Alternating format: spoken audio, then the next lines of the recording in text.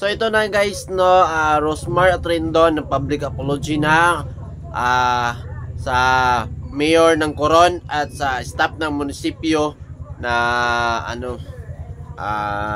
inakusahan nga nila.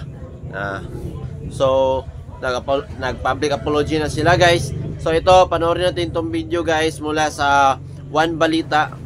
So panoorin natin to guys, no? Pasensya na po kay Ma'am Jo sa munisipyo at lalo na po kay Mayor at syempre po sa bayan po ng Coron, Palawan.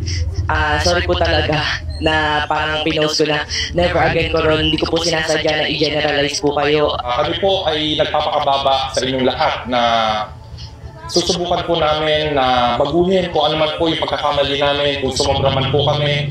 At tingin po namin na ito po ay magiging lesson sa amin as a team.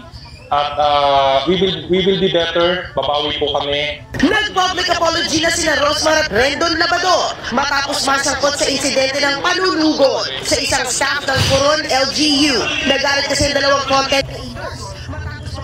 So posible silang nito guys, posible silang madeklara talaga ng person non grata sa Coron pag nagkataon. Mayor, kung tingin niyo po na yun po yung magiging patas na desisyon para sa nangyari at kung yun po yung parusa sa nagawa po namin, ay hindi po talaga kami natawad. Pero kung tingin niyo po yun po talaga, maluwag po namin tatanggapin. Sana kung ito man po ay magiging matutuloy, gusto ko pong hilingin sa inyo Mayor na sana bigyan niyo pa po ako ng huling pagkakataon na makadalaw sa Coron dahil po napangako po sa aking pamilya na ipapasyal ko po sila sa Coron para makita ko po sila maging masaya. So yun, Mayor. Maraming salamat po. Public apology naman ng demand ni Christian Babel sa isang pet crematorium na tinrato raw na parang basura ang namatay niyang aso. Una, late daw na kinuha ang kanyang pet.